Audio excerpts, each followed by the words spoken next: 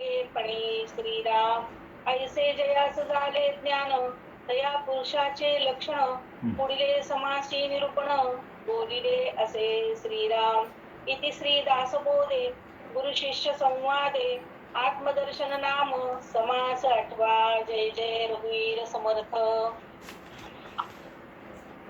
रत्नाळीकर काका, आपण निरूपणास सुरुवात करावी. धन्यवाद.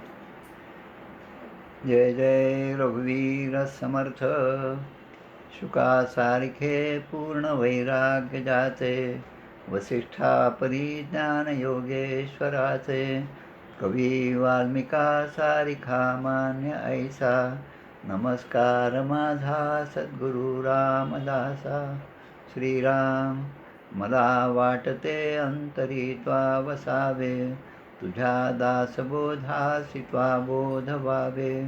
अपत्या परिपाभवी प्रेम ग्रासा, महाराज या सद्गुरु रामदासा. जय जय रघुवीर समर्थ.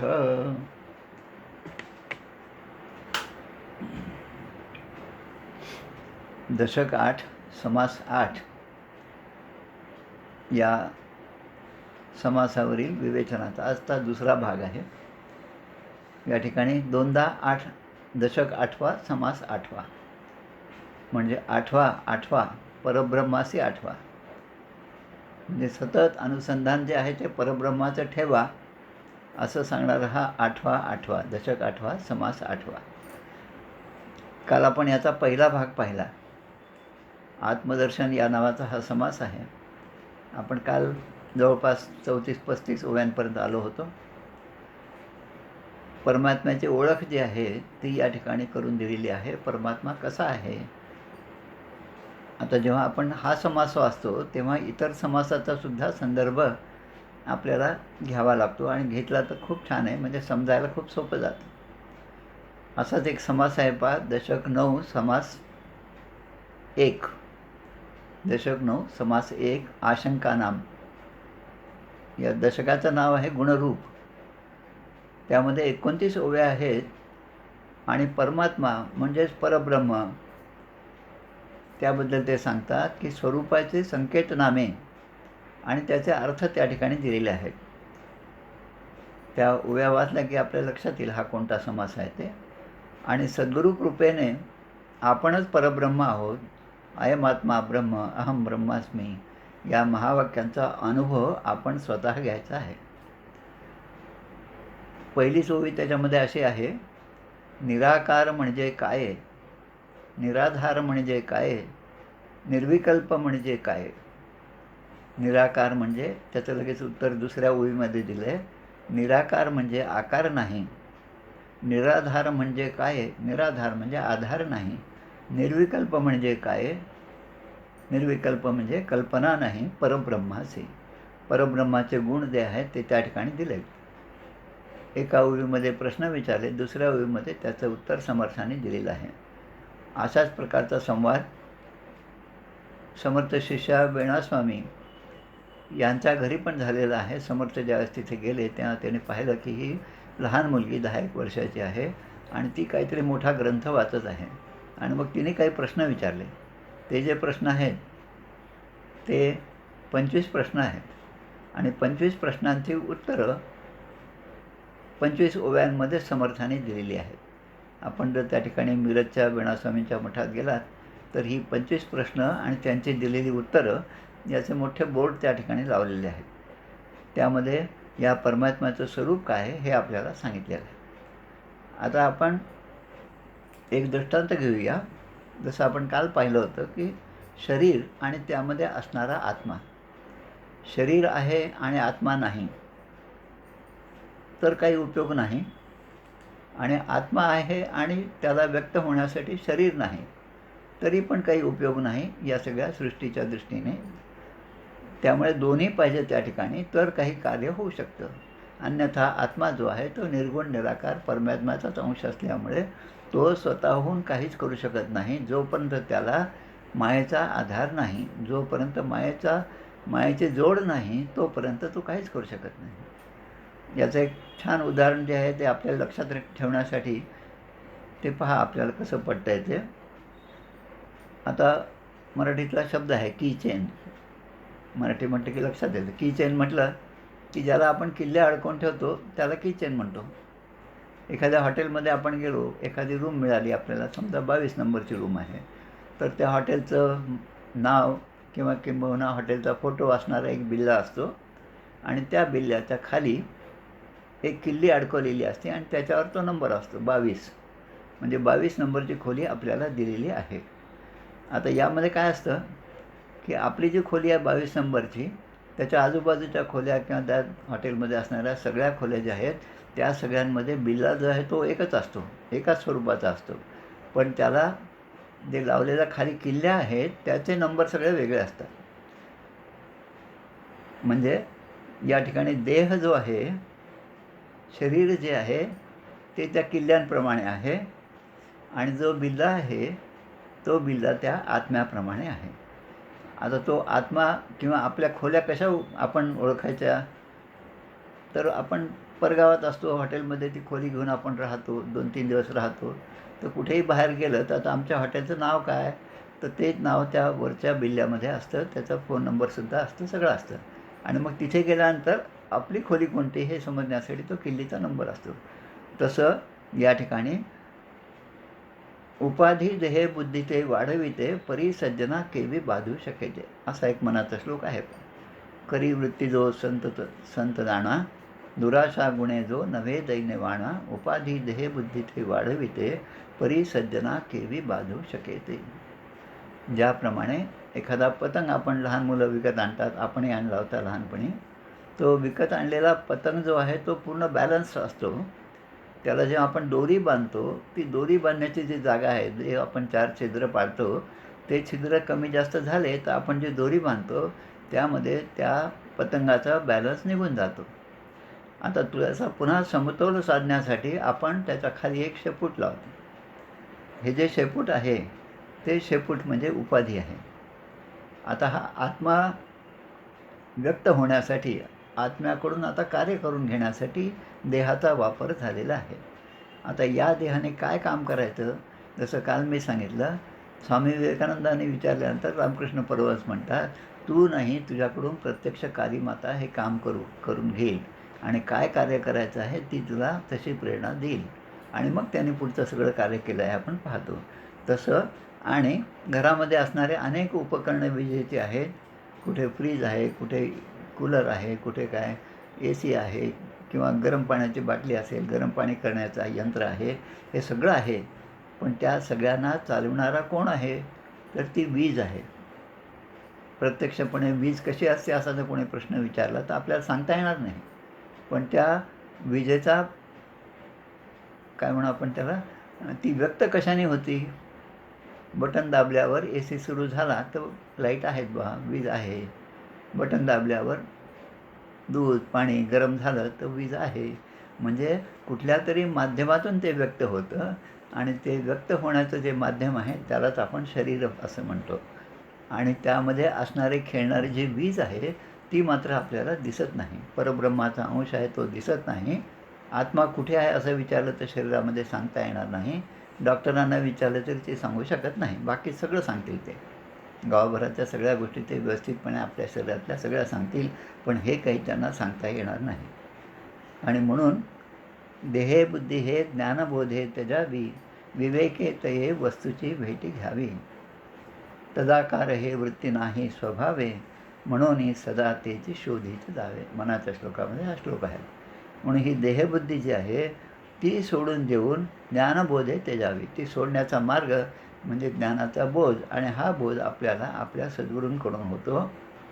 अजून एक आरती आपण नेहमी म्हणतो, ती आरती पहा, आपल्या सगळ्यांच्या ओळखीची आरती आहे, आत्मारामाची आरती.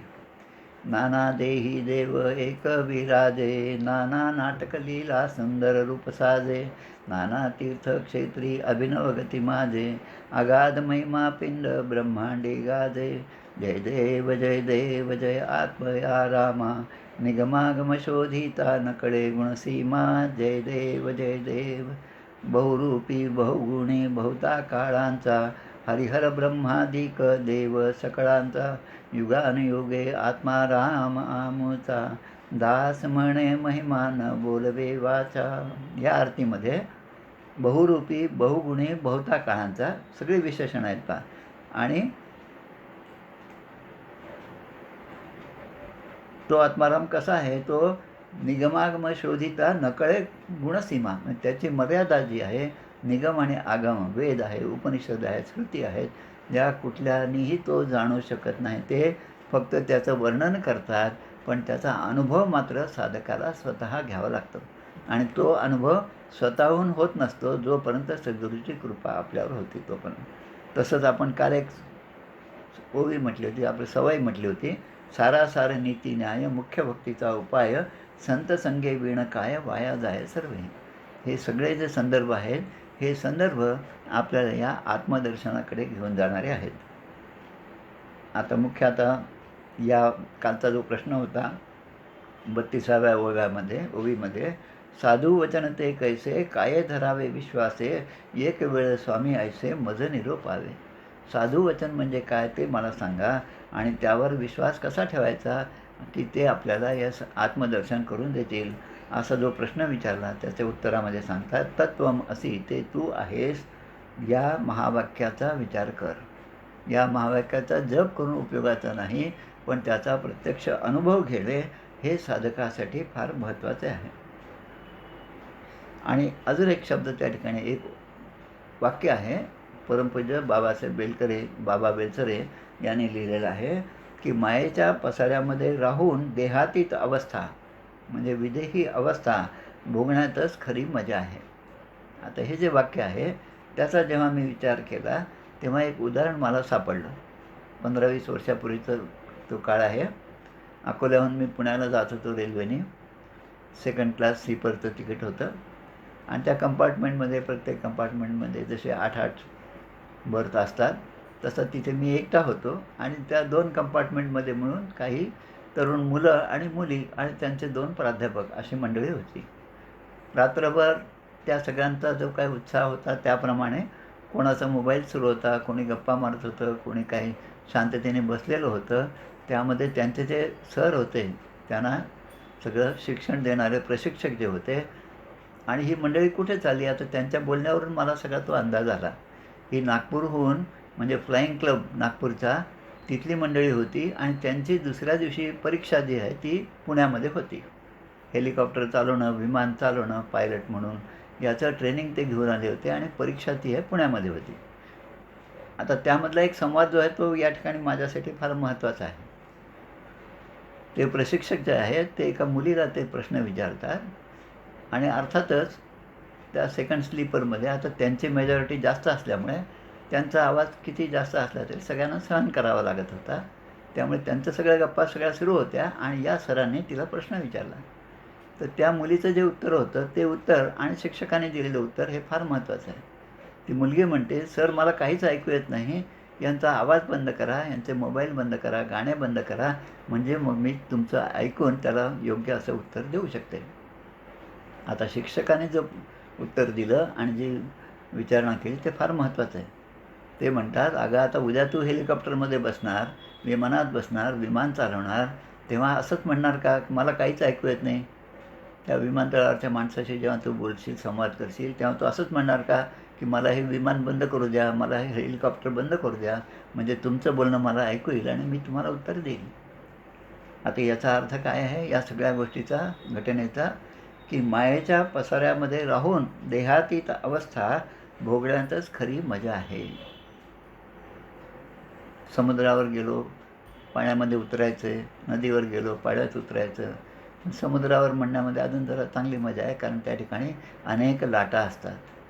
नवीन माणसाला तिथे गेल्यानंतर असं वाटतं की नाही, थोडीशी ही लाट जाऊ दे, म्हणजे जरा शांत होईल, आणि मग मी समुद्रात उतरेल आणि मग पोहायला शिकेल, असं जो म्हणतो तो कधीच पोहू शकत नाही. माझ्या संसारातील इच्छा ज्या आहेत त्या एकदा पूर्ण होऊ द्या. त्या सगळ्या झाल्या, मी या संसारातून निवृत्त झालो की परमेश्वरा तुझं मी नाव घेईल. आमचे ब्रह्मचैतन्य गोंधळेकर महाराज म्हणतात, असा जो म्हणतो तो कधीच नाव घेत नाही, परमेश्वराचं नाम घेत नाही. पण आहे त्या पसाऱ्यामध्ये राहूनही मी नाम घेईल, असोनी संसारी जिव्हे वेगू करी, वेदशास्त्र उभारी बाह्या सदा. हरिमुखे म्हणा हरिमुखे म्हणा, पुण्याची गणना कोण करी, असोनी संसारी जिवे वेगू करी. हा फार महत्त्वाचा चरण आहे. त्यामध्ये तेच चरण या ठिकाणी सांगितलेलं आहे की मायेच्या पसाऱ्यामध्ये राहून देखील विदेही अवस्था जी आहे ती भोगणं हे साधकाचं खरं म्हणजे त्यामध्ये त्याची परीक्षाच आहे एका प्रकारे. स्वामी विवेकानंद असं म्हणतात एका ठिकाणी की त्यांच्या भाषणामधला हा भाग आहे. ते म्हणतात, पॅरिसमधल्या एखाद्या गजबजलेल्या चौकामध्ये उभा असताना आणि हिमालयासारख्या दुर्गम ठिकाणी जाऊन एकांतात साधना करत असताना, आता या दोन परिस्थिती लक्षात घ्या.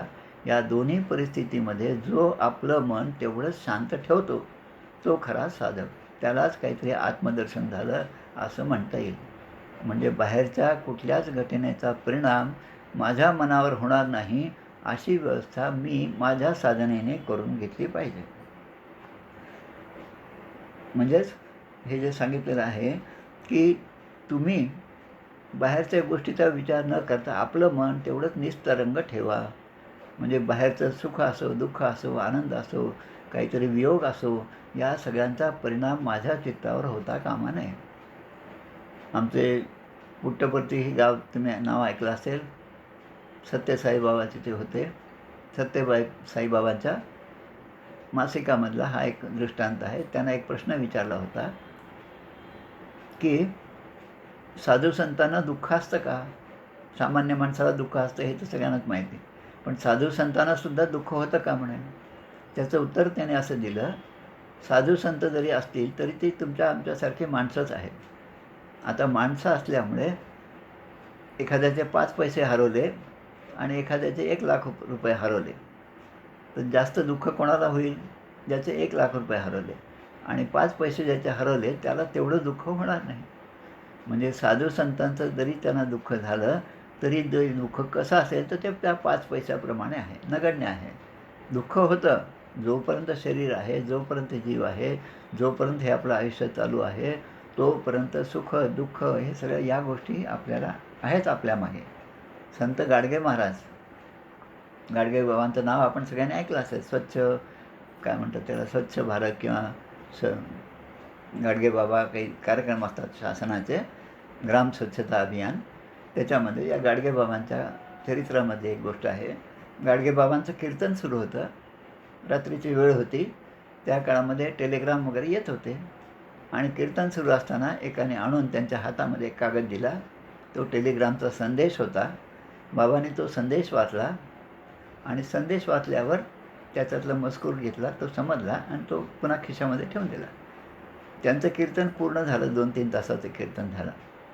आता कीर्तन पूर्ण झाल्यानंतर, भगवंताची सेवा पूर्ण झाल्यानंतर त्या संदेशाचं जे वाचन केलं होतं त्याचा विचार आता त्यांच्या मनामध्ये आला आणि ते म्हणतात की आता मला माझ्या गावाला घरी गेलं पाहिजे, कारण माझा एकुलता एक मुलगा हा देह सोडून गेलेला आहे, त्याचा मृत्यू झालेला आहे. म्हणून आता मला पुढील कार्यासाठी म्हणून मला माझ्या गावी घरी गेलं पाहिजे, संसारामध्ये गेलं पाहिजे. यातून आपण काय शिकायचं आहे की परिस्थिती कशी असली तरी परंतु नाम सोडू नये. म्हणजे भगवंताची सेवा जी आहे ती सेवा सोडू नये. ती सेवा अविरतपणे आपल्याकडून घडत गेली पाहिजे. भगवंताच्या नामाचा विसर झालेला प्रत्येक क्षण म्हणजे मृत्यू आणि भगवंताच्या नामामध्ये गेलेला प्रत्येक क्षण म्हणजेच जन्म, म्हणजेच ते जगणं आहे. आणि ही अवस्था, ही व्यवस्था फक्त संतांच्या ठिकाणी आपल्याला दिसून येते आणि सर्वसामान्य तुमच्या आमच्यासारख्यांच्या ठिकाणी एवढा मोठा विचार, उदात्त विचार नसतो. आणि म्हणून तो यावा यासाठी अशा प्रकारच्या प्रवचनांचा, कार्यक्रमांचा उपयोग घेऊन आपण त्यामध्ये प्रगती केली पाहिजे. आता पुढची गोष्ट यामध्ये दिलेली आहे. जसं 35, 36 आणि 37 या ओव्या आहेत त्यामध्ये. म्हणजे एकदम ओवी टू ओवी असं आपण काही विवेचन करत नाही आहे, पण हा सगळा विषय समजण्यासाठी जे जे पाहिजे ते सगळं आपण त्यामध्ये मिळत आहे. एखादं झाड आपल्याला उपटायचं असेल तर एकदम त्या झाडाला घाव घालून ते काही बाहेर येणार नाही, पण बाजूची जमीन हळूहळू उकरत गेली की मग हळूच ते झाड तसं ते जरा ढिल्लं होतं आणि मग आपल्याला ते उचलून दुसरीकडे नेऊन लावता येतं. हे जसं आहे तसं आत्मदर्शन किंवा भगवंताचं जे मूळ स्वरूप आहे ते समजून घेण्यासाठी या 50 गोष्टी आपल्याला माहीत पाहिजेत, म्हणून त्या गोष्टी आपण आधी पाहत आहोत. आता यामध्ये काय सांगितलं आहे पहा, 35, 36 आणि 37 की मायेचा नाश झाल्यानंतर ब्रह्म होण्याची कल्पना हा एक भ्रमच आहे. देहासी होईल अंत, मग मी पावेन अनंत, ऐसे बोलणे निभ्रांत मानूची नये. मायेचा अंत होईल तेव्हा मला भगवंताची प्राप्त होईल असा विचार केला तर ते शक्य नाही. एक मूर्ख ऐसे म्हणती, माया नासेल कल्पांती, मग आम्हास ब्रह्मप्राप्ती एरवी नाही.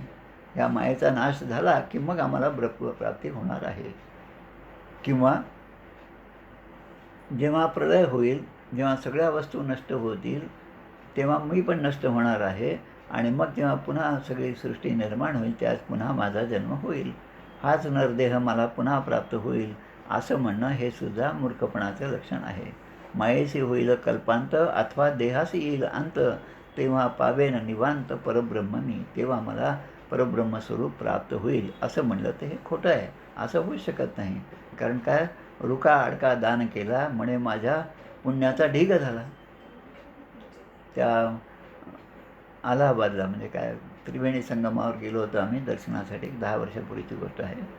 ज्या धर्मशाळेत उतरलो तिथून जातानाच तिथल्या लोकांनी सांगितलं की तुम्ही आता स्नानाला चालले आहात तर तिथे आमच्याकडे एक पद्धत आहे म्हणे, त्या ठिकाणी स्नान झाल्यावर आपली वस्त्र जी असतात ती वस्त्र आता त्या ठिकाणी जे असतील त्यांना ते दान करायचे असतात. असं म्हणल्याबरोबर संसारी माणूस आधी हुशार होतो, सावध होतो. मग तो म्हणतो आता आपल्याकडे आणलेल्या कपड्यामधले जे जुनं आहे तेच कपडे घालून जाऊ आपण. आणि मग ते स्नान झालं ते कपडे तिथे देऊन टाकायचे. नाहीतरी जुनंच झालं होतं, नाहीतरी रंगच गेला होता. म्हणजे इतकी सोय करून जर आपण तीर्थयात्रा करत गेलो तर माऊली म्हणतात, त्रिवेणी संगमी नाना तीर्थे भ्रमी, चित्त नाही नामी तरी ते व्यर्थ. म्हणजे आपल्याला सावध करण्यासाठी कित्येक संत कित्येक प्रकारे आपल्या रचनेतून अभंगातून आपल्याला ते सावध करतात. पण आपण सावध झालं पाहिजे, ही गोष्ट फार महत्त्वाची आहे आणि ती आपल्यावरच अवलंबून आहे. एक मूर्ख ऐसे म्हणती, माया नासेल कल्पांती, मग आम्हास ब्रह्मप्राप्ती एरवी नाही. आता या मायेमध्ये राहूनच ब्रह्माची प्राप्ती व्हावी, आत्मप्राप्ती व्हावी, याबद्दलचा विचार आता या ठिकाणी सांगितलेला आहे. माया असोनीच नाही, देह असताच विदेही, ऐसे समाधान काही ओळखावे. म्हणजे माया आहे पण ती असून नसल्यासारखी व्हावी. ती असू द्या, काही हरकत नाही. एखाद्या ठिकाणी आपण जातो, दुसऱ्याच्या घरी जातो, आपल्या मनामध्ये एक चांगला विचार असतो, त्या हॉलमध्ये आपल्याला ते बसवतात, तिथे टी व्ही चालू असतं. टी व्हीमधल्या सिरियलमध्ये काहीतरी भांडणं असतात, द्वेष असतो, जावाजावांचे भांडणं असतात, हे सगळं आपल्यासमोर होत असतं. आणि जे आपल्याला पाहायची इच्छा नसते खरं म्हणजे, पण त्यांच्या घरी गेल्यामुळे ते आपल्याला पाहावं लागतं. पण ते पाहत असताना आपलं मन त्यात गुंतू देणार नाही, एवढा मात्र आपण सावधगिरी बाळगली पाहिजे. माया असून नसल्यासारखी होणे, देह असून विदेही अवस्था येणे, हे जे आहे म्हणजे आपलं समाधान जे ते ढळू द्यायचं नाही. आणि असा अनुभव आपल्याला यावा यासाठी मला तरी वाटतं की अशा प्रकारे आपण जेव्हा जातो तेव्हा त्या ठिकाणी समोरच्या टी व्हीवर असं नको ते दृश्य आपल्याला पाहायला मिळते. आणि असं जेव्हा मिळतं तेव्हा लक्षात घ्या की ही आपली परीक्षाच आहे. तिथे 1 तास बसल्यानंतरसुद्धा माझं मन तेवढं शांत राहील अशी तयारी माझ्या मनाकडून, माझ्या या सगळ्या इंद्रियांकडून मी करून घेतली पाहिजे. त्यालाच खऱ्या अर्थाने साधना असं म्हणतो आपण. आता याबद्दलचा एक विचार पहा. डॉक्टर वसंतराव वैद्य, वैद्य, आपण नाव ऐकलं असेल, त्यांची भेट पण झाली असेल, त्यांचं दर्शन पण घेतलं असेल. चाफळच्या श्रीराम मंदिराचे व्यवस्थापक म्हणून ते होते. स्वतः ते डॉक्टर होते. त्यांचा आणि आमचा नेहमी संबंध आलेला आहे, पत्रद्वारा दासबोध या उपक्रमाद्वारे. आणि नेहमी आम्ही जेव्हा वेळ मिळायचा त्यास त्यांच्याकडे जाऊन चाफळच्या राम मंदिरामध्ये राहत होतो. मुलगा तेव्हा लहान होता खूप. आणि बऱ्याचदा असं आमचं जाणं येणं असायचं. आणि आम्हाला असं वाटायचं की आता त्यांना सगळे बाबा म्हणायचे. म्हटलं बाबा, की या बाबांना आपण इतक्यांदा जातो, इतक्यांदा ओळखतो, ते आपल्याशी बोलतात, पण आपण जेव्हा तिथून आपली बॅग घेऊन बाहेर निघतो, आता ते मंदिर सोडायचं, आता पुन्हा घरी यायचं, तेव्हा हे बाबा कधी आपल्याशी येऊन बाहेर त्या मुख्यद्वारापर्यंतसुद्धा येत नाहीत. असं का असेल? एवढे निरीच्छ कसा माणूस राहू शकतो? असं जेव्हा त्यानं पाहिलं तेव्हा मग लक्षात आलं की या बाबांचं पूर्वजन्म पूर्वचरित्र हे सगळं जेव्हा लक्षात आलं तेव्हा त्यामध्ये दिसलं की त्यांना चांगले 2 मोठी मुलं आहेत. चांगले दोघंही डॉक्टर आहेत. सांगलीमध्ये खूप मोठा दवाखाना आहे त्यांचा. काही वर्षापूर्वी म्हणजे जवळपास 1940-50ची गोष्ट सांगतो मी. त्यांच्या पत्नी वारल्या आणि त्यानंतर ते खरं म्हणजे मूळचे चाफळचेच होते आणि त्यानंतर त्याने मुलांना सांगितलं की मी आता या श्रीरामाच्या सेवेमध्ये राहणार आहे आणि इथे राहूनच मी सेवा देणार आहे आणि तुम्हाला जेव्हा वाटेल तेव्हा तुम्ही येऊन मला भेटत जा. मी काही तुमच्याकडे भेटायला येणार नाही. असं स्पष्टपणे सांगितलेलं होतं. म्हटलं आता यांची मुलं कशी आहेत ती पण पाहावं म्हणून त्या मुलांच्या भेटीसाठी एकदा आम्ही सांगलीला पण जाऊन त्याला भेटून आलो. म्हणजे माया असून नसल्यासारखी होणं हे जे आहे ते त्यांच्या ठिकाणी आम्हाला दिसून आलं आणि तो प्रसंग आता या ठिकाणी आठवला. ते खूप कमी बोलायचे. प्रत्यक्ष नारद भगवान जे आहेत ते सांगतात की माझी आई कमीच बोलत होती, फक्त ती सेवा करत होती. स्वामी विवेकानंद म्हणतात माझ्या आईने कधीही दुसऱ्याबद्दलचा अपशब्द बोललेला नाही. ती कमीच बोलायची. तर असं असून विदेही अवस्था येणं हे फार महत्त्वाचं आहे साधकासाठी. पुढचा विचार या ठिकाणी दिला, ही जी माया आहे तिचा धाक कसा असतो? मायेचा धाक पाहायचा असेल तर एक छान उदाहरण आहे पहा. आचार्य रजनीश, आपण नाव ऐकलं असेल, काही त्यांची पुस्तकं पण वाचली असतील. खूप चांगला असा ग्रंथ त्यांचे आहेत. काही माझ्या वाचनात आले. आदरणीय श्री सुनीलदादा चिंचोळकर यांच्या बोलण्यामध्ये अनेकदा त्यांचं उदाहरण असायचं म्हणून मला पण इच्छा झाली त्यांचं चरित्र वाचावं, त्यांचे उपदेश वाचावं. त्यामध्ये एक गोष्ट ते सांगतात. ते शाळेमध्ये असताना काय 4थी-5वीत असतील, त्यांच्या शिक्षकांनी त्यांना छान प्रकारे ते शिक्षण सुरू होतं आणि बोलताना त्यांनी तो संदर्भ सांगितला. तो संदर्भ म्हणजे रज्जू सर्प न्याय हे जे आहे की अंधारामध्ये जेव्हा उजेड नसतो, रात्र पण नसते, अशा काळामध्ये दोरी जरी पडली तरी ती सापासारखी भासते. पण त्या ठिकाणी आपण घाबरून जाऊ नये. ती दोरी आहे हे लक्षात घ्यावं आणि आपण आपल्या मार्गाने सरळ सरळ चालत जावं. असं या लहान मुलांनी ऐकलं. आचार्य रजनीश त्या लहान मुलांमध्ये एक होते. आचार्य रजनीशांनी विचार केला, हे आपल्याला एवढं सगळं सांगत आहेत, पण याचा अनुभव यांना आला का? अशी आपण आता प्रचिती घ्यावी, प्रत्यक्ष त्यांची परीक्षा घ्यावी. असं म्हणून ते शाळा सुटल्यानंतर जाताना ज्या काही घरं होते, झोपड्या होत्या, त्याच्या आजूबाजूला पडलेली एक वाळलेली वेल होती. ती वेल त्याने रस्त्यामध्ये टाकली आणि अंधार असल्यामुळे एका कोपऱ्यात ते 2-3 मुलं लपून बसलेले होते. त्यांचे गुरुजी जेव्हा तिथून शाळेतून निघून आपल्या घरी जाऊ लागले तेव्हा या मुलांनी ती वेल जी आहे तिचं एक टोक आपल्या हातात ठेवलं आणि ती वेल इकडे तिकडे हलवली. हलवल्याबरोबर ती पूर्ण वेल हलत होती. हलल्याबरोबर त्या शिक्षकांना भास झाला की अरे हा मोठा साप दिसतोय या रस्त्यामध्ये पडलेला आणि मग ते घाबरले. आता हा दृष्टांत जो आहे की याचा अर्थ काय की शिक्षक म्हणून आपण सगळं शिकवलं. आमच्याकडे ॲग्रिकल्चर एज्युकेशनमध्ये 2 गोष्टी असतात. एक कोर्स असतो तो 1+0, दुसरा कोर्स असतो 0+1. 1+0मध्ये फक्त थेअरी शिकवली जाते, त्यात प्रॅक्टिकल नसतं आणि 0+1मध्ये प्रॅक्टिकल असतं. म्हणजे इथे दृष्टांत जो आहे तो शास्त्राच्या दृष्टीने समजला, पण त्याचं प्रात्यक्षिक नाही शिकवलं आणि दुसरीकडे प्रात्यक्षिक आहे पण त्याचा दृष्टांत माहीत नाही. तर या दोघांच्यामध्ये मेळ कसा बसवावा ह्या दोन्ही गोष्टी झाल्या पाहिजे की आपले शिक्षक या वेळीलासुद्धा साप समजले आणि तरी ते आपल्याला सांगत, प्रचिती विणे बोलणे व्यर्थ वाया, विवेके विणे सर्वही दंभ झाला. हे जे समर्थ सांगतात हेच याचं उदाहरण आहे. या मायेचा धाक आपल्याला कसा येतो की मार्गी मुळी सर्पाकार देखता भय आले थोर, दृष्टी पडता समाधान मग मारणे कायचे. जेव्हा लक्षात आलं की ही दोरीच आहे तेव्हा मग त्याला मारण्याचा काय अर्थ आहे? त्याला मारण्यात काही काय, कारण ते नाहीच आहे, सापच नाही त्या ठिकाणी, मग मारायचं कशाला?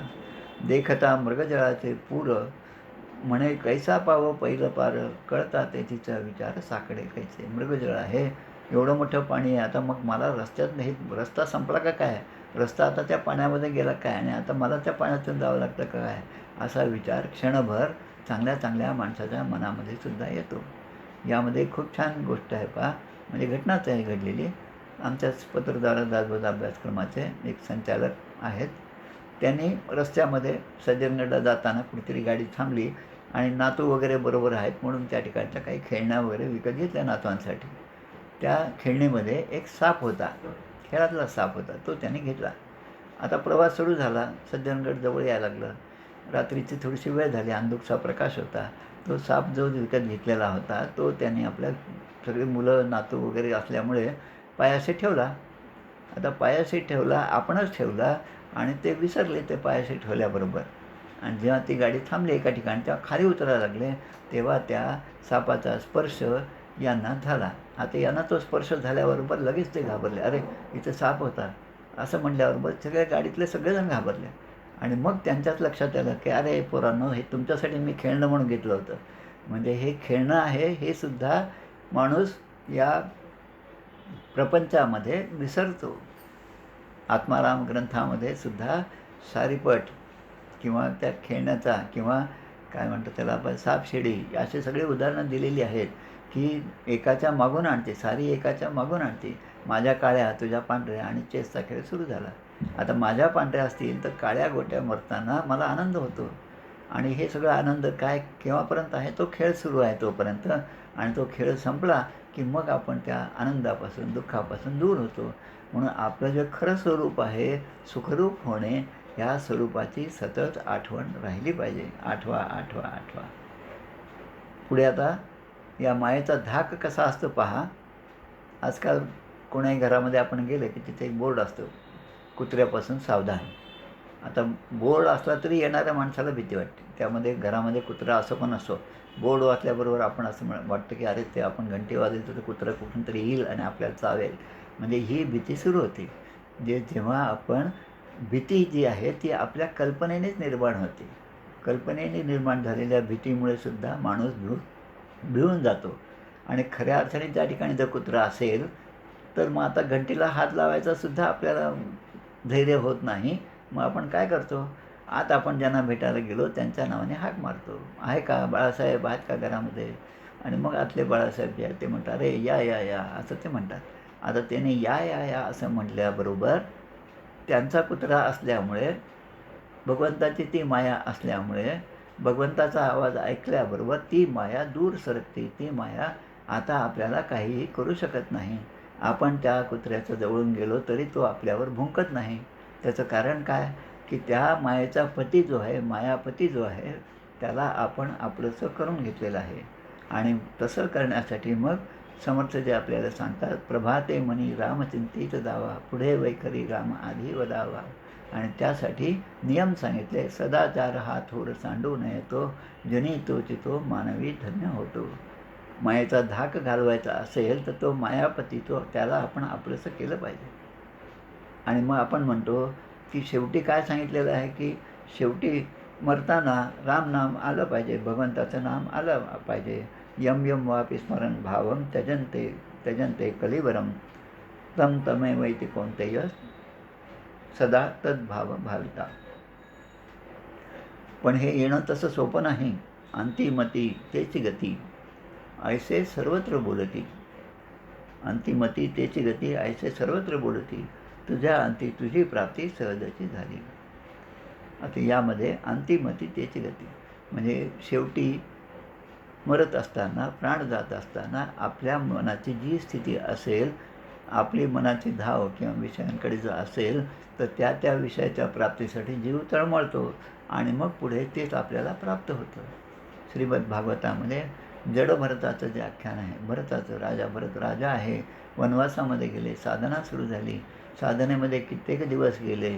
पण त्या ठिकाणी प्रसंग असा आला की ते स्नान संध्या करून नदीपासून आपल्या त्या कुटीमध्ये येत असताना तिकडे एका हरिणाने, जी हरिणी होती ती गर्भिणी होती आणि तिने वाघाच्या भीतीने त्या नदीच्या एका किनाऱ्यावरून दुसऱ्या किनाऱ्यावर उडी मारली.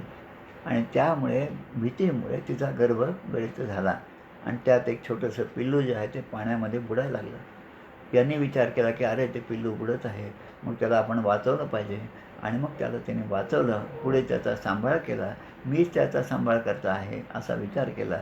आणि मग त्याच्या सांभाळण्यामध्ये यांचं सारखं ते चिंतन सुरू झालं. आणि असं होता होता अंतिमती सागती, याप्रमाणे पुढचा जन्म त्यांना पुन्हा हरणाचाच मिळाला. आणि हेच हरिण जे आहे ते पुढे जडभरत झालेले आहे. ही कथानक आपल्याला माहिती आहे. अशीच गोष्ट कारण आता ही पुराणातली आहे. आजकाल आपण अशा गोष्टी सांगितल्या तर नवीन तरुण मुलं म्हणतात, अरे हे पुराण तुम्ही कधी पाहिलं, तुम्हाला काय माहिती. त्यापेक्षा त्यांना अजून चांगली गोष्ट सांगू आपण. सौराष्ट्रामध्ये एक गाव आहे थानगड नावाचं. त्यामध्ये एक भक्त होता, त्याचं नाव बेचर भक्त. त्यांच्या गावामध्ये गरीब होता बिचारा. त्यांच्या गावामध्ये एक साधू आले आणि साधूनी, कारण पूर्वीचा काळ आहे की साधू म्हणतात की मला आज रात्रभर या ठिकाणी राहण्याची सोय होईल का. आता हा स्वतःच गरीब असला तरी पण अतिथी देवो भव आलेल्यांचं स्वागत करून त्यांना ठेवून घेतलं.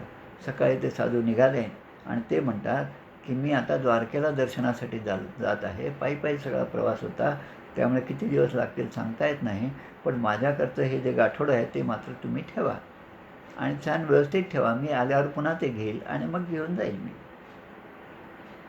झालं, ते साधू गेले तिकडे आणि हा बेचर जो आहे भक्त तो त्या ठिकाणी राहू लागला. रोज त्यांची वाट पाहायचा, अजून ते आले नाही. 6 महिने झाले पण ते आले नाहीत. 8, 10, 15 दिवसात यायला पाहिजे होते.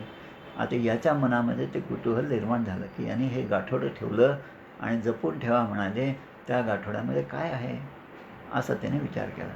आणि मग त्यांना इच्छा खूप झाली म्हणून ते गाठोडं उकललं. त्यामध्ये एक छोटीशी पोथी होती, ग्रंथ होता. तो आता ते उघडणार, तेवढ्यामध्ये त्या ग्रंथावर एक सापाचं पिल्लू त्यांना दिसलं. ते सापाचं पिल्लू दिसल्याबरोबर त्यांनी झटका दिला. ते पिल्लू खाली पडलं आणि त्यांनी ती पोथी पुन्हा त्यामध्ये गुंडाळायचा प्रयत्न केला. पुन्हा ते सापाचं पिल्लू जे आहे ते पुन्हा सरकत पुन्हा त्याच ग्रंथावर येऊन बसलं. आता दुसऱ्यांदा जेव्हा त्याला पुन्हा हाकललं, कारण पिल्लू होतं म्हणून त्याला थोडासा स्पर्श करू शकत होते, थोडीशी भीती कमी होती म्हणून त्याला बाहेर पुन्हा टाकलं. आणि मग म्हणतात या साधूंनी हे एवढं सांभाळायला का सांगितलं. म्हणून त्या पोथीमध्ये त्याने पाहिलं तर त्या पोथीमध्ये 5 रुपयाची नोट होती. आता ती 5 रुपयाची नोट पाहिल्याबरोबर याच्या मनात आलं की अरे ही नोट आहे म्हणून तर हा साप इकडे येत नसेल ना. म्हणून मग त्याने काय केलं, ती नोट घेतली आणि ती त्या सापाच्या बाजूला फेकल्याबरोबर त्या छोट्या पिल्लाने पुन्हा त्याच नोटेवर येऊन तो बसला. आता हे बसल्याबरोबर याच्या मनामध्ये खरा विचार आला. तो विचार असा की हे साधू येतो म्हणाले, पण हे साधू आले नाही. कदाचित त्यांचं काही बरं वाईट झालं नाही ना तिकडे द्वारकेच्या प्रवासामध्ये येताना जाताना, असा विचार आला. आणि म्हणून त्यांनी हात जोडून हातामध्ये पाणी घेतलं आणि संकल्प केला की आणि ते म्हणतात की आता मी या 5 रुपयामध्ये माझे काही पैसे टाकतो आणि त्याद्वारे साधूंना भोजन मी घालेन, त्यांना मी जेवू घालेन, असं म्हणून त्यांनी संकल्प केला. आणि संकल्पाचं पाणी त्या सापाच्या छोट्या पिल्लू जे होतं त्या दिशेने ते सोडल्याबरोबर तिकडे त्या सापाचा मृत्यू झाला. सापाने आपला देह सोडला. काय एवढ्या गोष्टीमध्ये आपल्याला काय सांगायचं होतं, जे त्या भरताचं आख्यान झालं तसंच हे आहे की ते साधू जे आहेत, ती 5 रुपयाची नोट आपली तिथे राहिली, त्यांच्याकडे राहिली, ते पुस्तक घ्यायचं राहिलं, पोथी घ्यायची राहिली, या विचारामध्येच त्याने देह ठेवला. अंतिमती सागती अशा प्रकारे त्यांना ते प्राप्त झालं. आता आपल्याला मोक्ष जे आहे या जन्माचं सार्थक कशामध्ये आहे, मोक्षाची प्राप्ती, परब्रह्माची प्राप्ती. जे सत्य आहे ते सत्य, मना सत्य ते सत्य वाचे वदावे, मना मिथ्य ते मिथ्य सोडून द्यावे. मिथ्या असेल तर त्यापासून दूर राहावं, त्यावर जास्त गुरफटून राहू नये. पण सत्य आहे त्याचा शोध जो आहे तो अखंडपणे घेत जावा. दृश्य पदार्थ ओसरता अवघा आत्माची तत्वता, नेहटून विचारे पाहता दृश्य मुळीच नाही.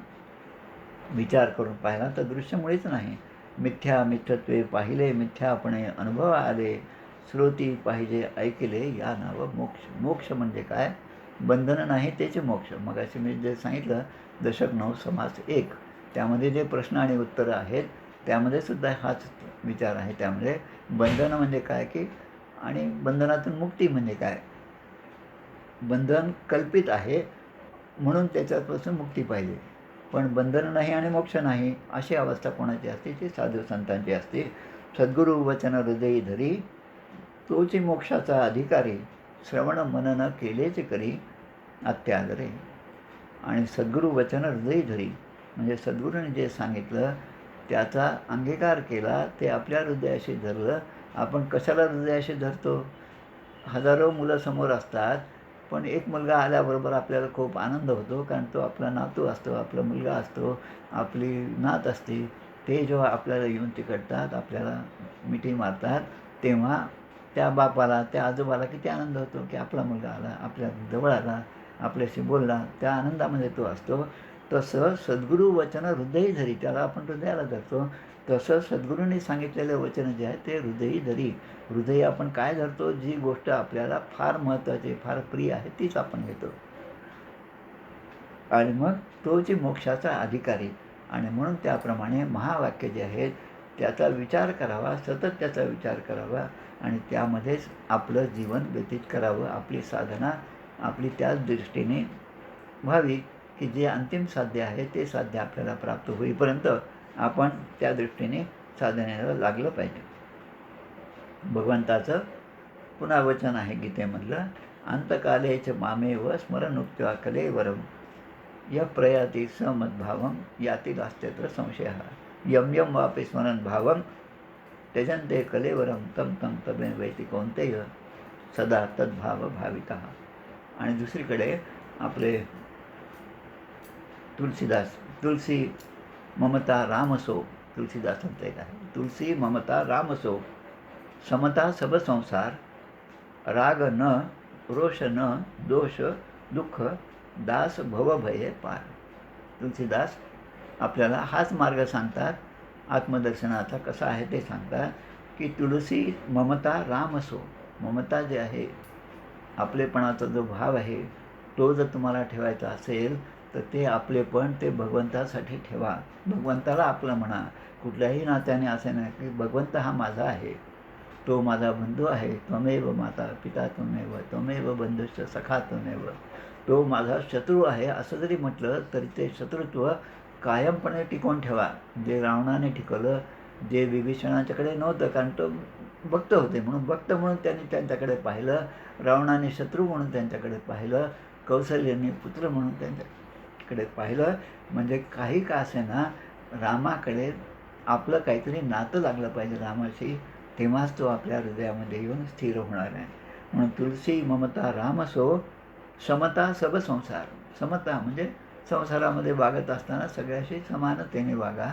प्रत्येकाला असं वाटलं पाहिजे नाही माझ्या बाबासारखे दुसरे कोणतेच नाही, माझ्या नवऱ्यासारखा दुसरा नवराच नाही, माझ्या बायकोप्रमाणे दुसऱ्या बायकाच नाही. म्हणजे प्रत्येकाला या नाटकामध्ये इतकं चांगलं वाटलं पाहिजे की माझा किती भाग्यवान आहे आम्ही आहोत की यांच्याबरोबर राहण्याचं मला भाग्य प्राप्त झालं, असं प्रत्येकाला वाटलं पाहिजे. आणि हे नाटक उठवत असताना हे नाटक आहे हे मनामध्ये मात्र निश्चितपणे जाणून घ्या.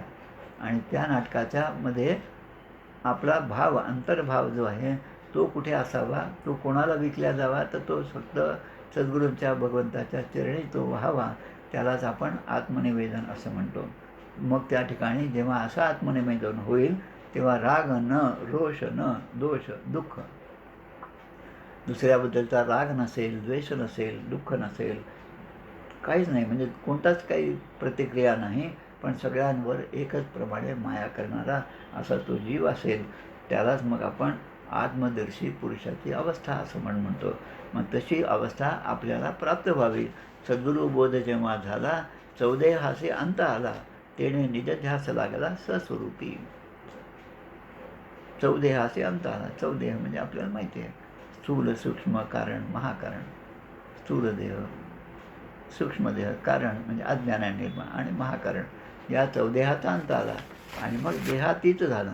आणि देहातीत झालं म्हणजे मग आपल्याला सगळं सहजपणे लक्षात येईल. पुढे आपण याच गोष्टीवर थोडासा विचार करूया. यामध्ये एक ओवी अजून छान आलेली आहे. निर्गुणास निर्गुण केले, सार्थकाचे सार्थक झाले, बहुता दिसा भेटले आपणासे आपण. पाहावे आपणासे आपण या नाव ज्ञान. हा समास आणि ही ओवी लिहिताना अगोदरच्या समासामध्ये हे ज्ञान नव्हे, हे ज्ञान नव्हे असं समर्थाने कितीतरी प्रकारे सांगितले. मग आपण किती मोठे असलो ज्ञानाने, म्हणजे पदवीने किंवा अनुभवाने किंवा मोठमोठ्या पदाने विभूषित केलेलं असो तरी पण ते काही कामाचं नाही. आणि मग ऐक ज्ञानाचे लक्षण, ज्ञान म्हणजे आत्मज्ञान. पाहावे आपणासे आपण या नाव ज्ञान. ही स्थिती आपल्याला आली पाहिजे, हा अनुभव आपल्याला आला पाहिजे. तेव्हा तुटला द्वैताचा पडदा, अभेदे तोडिले भेदा, भूतपंचकाची बाधा निरसवून गेली. भूतपंचकाची बाधा म्हणजे हे पंचभूतात्मक जी सृष्टी आहे त्याची बाधा, त्याची भीती, त्याच्याबद्दलचं आकर्षण हे सगळं माझ्या ठिकाणचं नष्ट झालं पाहिजे. झाले साधनाचे फळं. आता हे पहिलं चरण असल्याने 2 ओव्या आहेत पहा. आपण नेहमी जे म्हणतो ते संसार झाला सफळ निर्गुण ब्रह्म ते निश्चळ अंतरी बिंबले. तर पहिलं चरण हेच असणारी ही ओवी या ठिकाणी आहे. झाले साधनाचे फळ निश्चळास केले निश्चळ निर्मळाचा गेला मळ विवेक बळे. निर्मळाचा गेला मळ. मुळामध्ये निर्मळ आहे पण त्यावर मळ आहे. तो मळ जे आहे ती आपल्या भ्रांतीमुळे निर्माण झाली, आपल्या अज्ञानामुळे झालेली आहे. ते आवरण जेव्हा आपण विवेकाने दूर करू तेव्हा आतलं जे शुद्ध जे आहे सोनं आहे, शुद्ध स्वरूप जे आहे त्याची प्राप्ती आपल्याला होणार आहे. होते सन्निध चुकले ज्याचे त्यास प्राप्त झाले आपणा देखता फिटले जन्मदुःख. जन्मदुःख हे जे जन्मदुःखे जरा व्याधी दुःख दोषानं म्हणून जन्म दुःख हे जे आहे ही व्याधी आहे. ही व्याधी फिटली पाहिजे.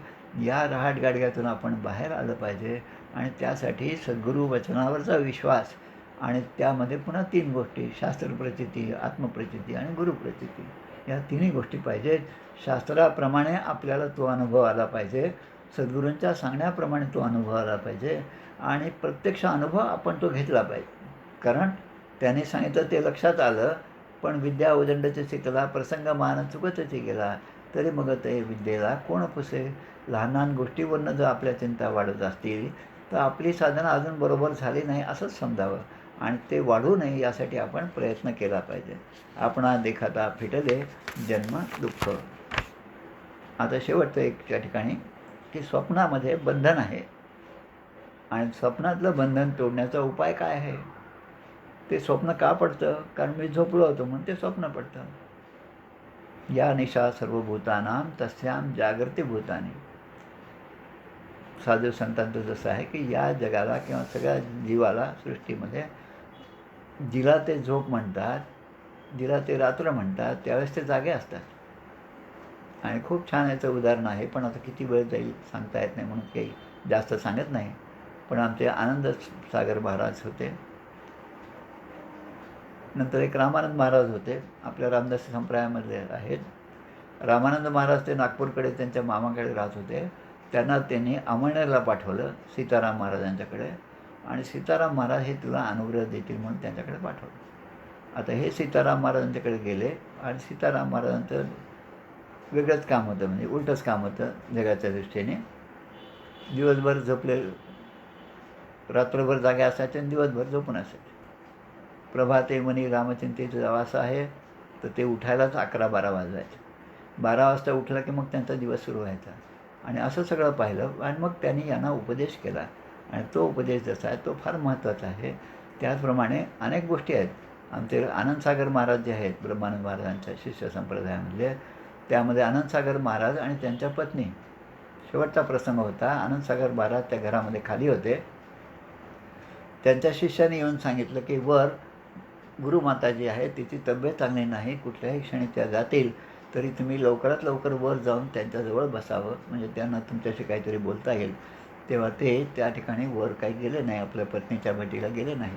पुढे शिष्याने जेव्हा विचारलं तेव्हा त्यांनी 2 मिनिटात लगेच उत्तर दिलं, मी त्या ठिकाणी गेलो असतो तर प्राणोत्क्रमण होत असताना तिचं मन माझ्यामध्ये गुंतलं असतं. संसार सगळा आमचा आत्तापर्यंत झालेला हा विचार तिच्या मनामध्ये आला असता आणि अंतिमती सागती त्याप्रमाणे तिला परमात्म्याची प्राप्ती झाली नसती आणि ते क्लेश तिला होऊ नये म्हणून मी तिच्याजवळ गेलो नाही. म्हणजे एवढा मोठा विचार हे साधू संतच करू शकतात. दुष्ट स्वप्ने दादावाला ब्राह्मण नीच अति पावला आपणासे आपण सापडला जागेपणे. म्हणजे जागे होणं हाच त्यातील उपाय आहे. स्वप्नातलं बंधन आहे. स्वप्नामध्ये मी राजा झालो आणि कितीतरी गोष्टी मी वाटल्या असं जरी असलं तरी जागा झाल्यावर मी काही राजा नाही हे जसं समजतं तसं ऐसे जयास झाले ज्ञान तया पुरुषाचे लक्षण पुढील समासी निरूपण बोलिले असे. आता या म्हणजे किती लॉजिकल असा हा दासबोध ग्रंथ आहे पहा. प्रत्येक समासाच्या शेवटी दुसऱ्या समासाचे पुढच्या समासाचं बीजारोपण समर्थ करतात. की तया पुरुषाचे लक्षणं पुढील समसी निरूपण बोलिले असे. मग या अनुभवानंतर आत्मदर्शनानंतर मग तो सिद्ध पुरुष होतो आणि त्याची सिद्ध लक्षणं जी आहेत ती पुढच्या समासामध्ये आपल्याला समर्थ सांगतात. अशा प्रकारे ह्या आत्मदर्शन हा जो समास आहे त्याबद्दलचं विवेचन या ठिकाणी मी पूर्ण करतो. आपल्यामुळे मला ही खूप छान संधी मिळाली. 2-4 दिवस या चिंतनामध्ये माझे गेले आणि जे चिंतनामध्ये गेले ते सगळे या समर्थांच्या चरणी अर्पण करतो. आपल्या सर्वांना धन्यवाद देतो. जय जय रघुवीर समर्थ. जय जय रघुवीर समर्थ. काका नमस्कार. नमस्कार.